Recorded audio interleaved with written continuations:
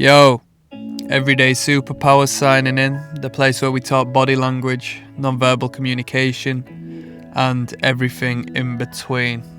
Okay, so this should be a relatively brief one, but I'm going to give a little bit of an overview of a couple of pieces of work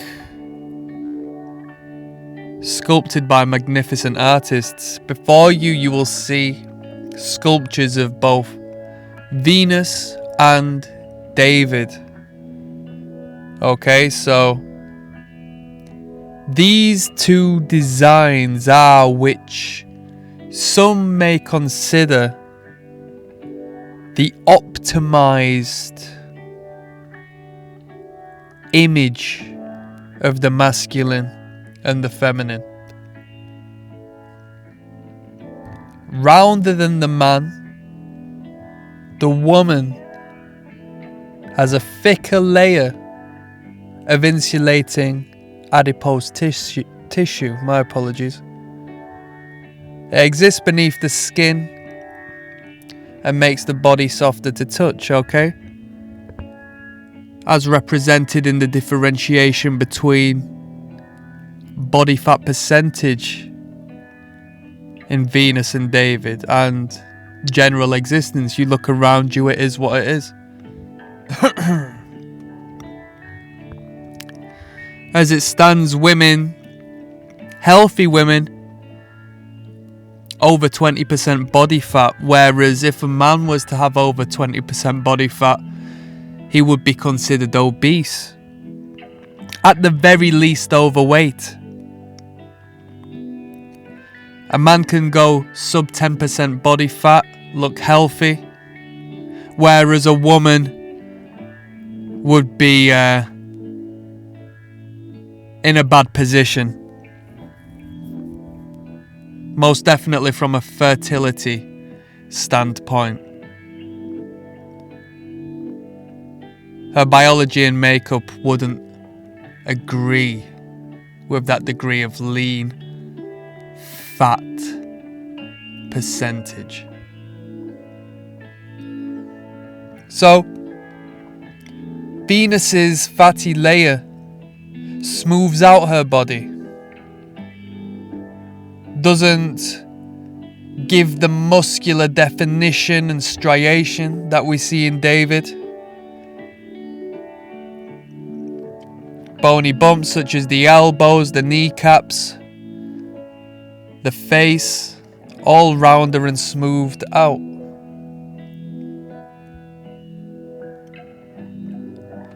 Venus is the Roman goddess of physical beauty and sexual love. She was modelled as perfection in feminine grace and still is celebrated as such. Venus displays fuller hips, although not to the extremity we see in some models of today. Definitely not those whom are over accentuated through Brazilian butt lifts and the cosmetic surgery we see paraded around social media in this day. And full hips. Now, as far as women are concerned, they say near abouts the golden ratio would be a hip to waist ratio of 0.7. Whereas for men, it stands at 0.9. So still, even for men, a slimmer waist and a broader hip is desirable and aesthetic in a sexual manner. This shape and idea of beauty, especially artistic beauty, has worked in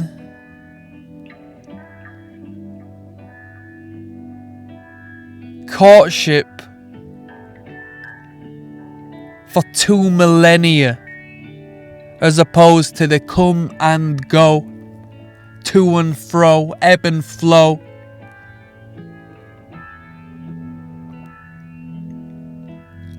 of beauty and fashion trends we experience on a year by decade basis.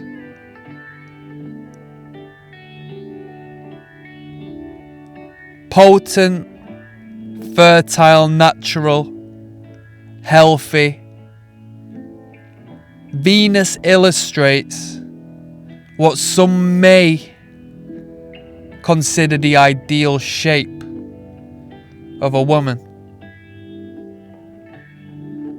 Now, aside Venus, we've got David, who is taller, heavier, and definitely depicted as stronger than Venus. Having bolder, more pronounced muscles, an incredible differentiation as far as body fat is concerned, standing out what could consider a strong 8 to 12% body fat. That is up for debate, you tell me, if anybody's interested in physique. Michelangelo's David has exemplified the muscular body for men. Michelangelo was commissioned to carve the optimal, masculine in this piece of work.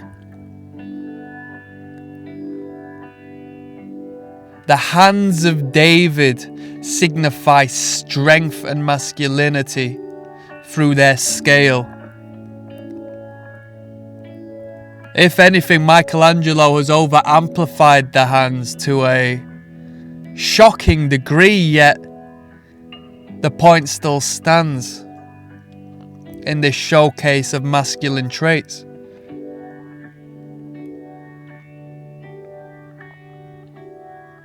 The muscles of David aren't depicted as huge bodybuilding scale. He stands healthy, muscular, lean, but not to the extent as to which most men would see as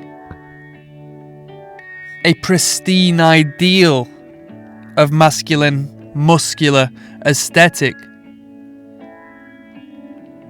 That is because most men, including me, may naively project our own opinion of beauty and masculine ideal upon David, whereas the woman's viewpoint is different. David looks strong, but he also looks healthy. He is not overt bulky. He is athletic, such as the ancestors who had to go out every day, who could not eat.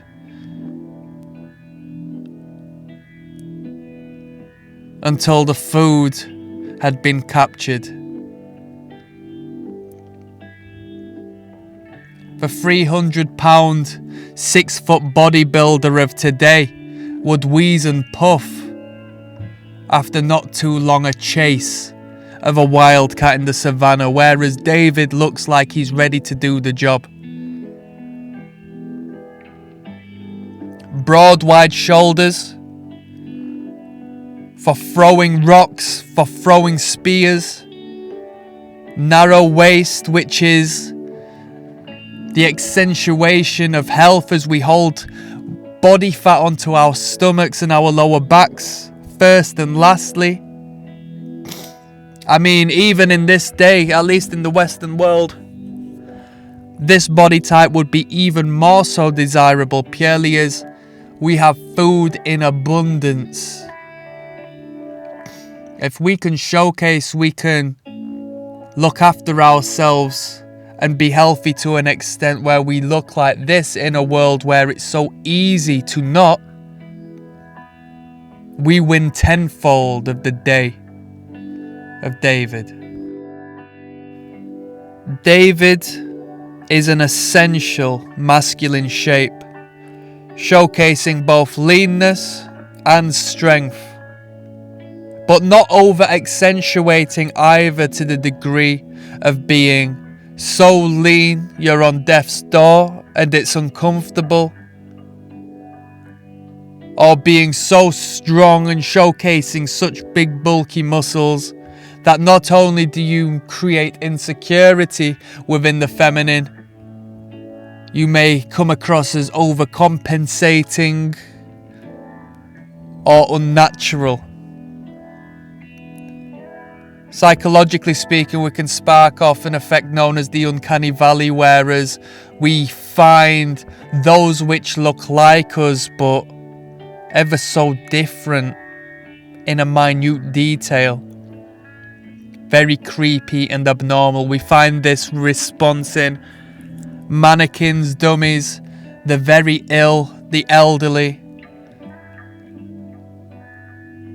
And I'll tell you what, on a side note, which is very bizarre, there was a conspiracy that this may have been brought upon us through something in our past that looked very alike us but wasn't us. Some food for thought. Both Venus and David are depicted in some degree of contortion. They are posed asymmetrically, in action to some extent, which creates a more engaging aesthetic. As somebody would find us and our face more attractive and appealing, given we were expressive and animated. Perfection is not perfect and it isn't appealing. There is character in the movement and the pose within the physiques of these two marvellous pieces of work. If they were to be static, it would be unnatural. And what is unnatural isn't appealing. And to finalise, to revisit a point that was made, because it does seem shocking as far as the accentuation of the piece. A woman's hand is 10 to 12% smaller than a man's, generally speaking. Meaning the enhancement of the masculine feature accentuates the masculinity, and that which is masculine and accentuated may very well attract the feminine. On level with such as there is always balance. Speaking on the body fat once again, David's knee protrudes bony down to the low body fat naturally. In contrast, a woman's knee is going to be rounder and in a way more pleasing to view, and so in doing so, wearing a dress or skirt will reveal, accentuate that feminine element. I mean, who's ever considered knees attractive, right?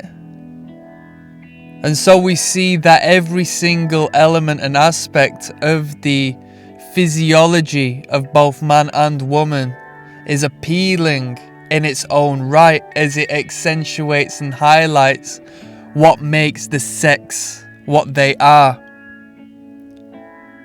The feminine wrist is incredibly powerful in non-verbal communication.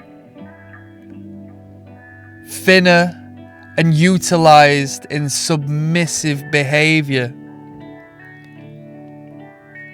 You don't see women wearing big bold watches like men do. They will wear thin watches, thin bands. Beautiful, delicate, frail bracelets to highlight this element of their femininity. You know what the man would do. I'm signing out. Peace.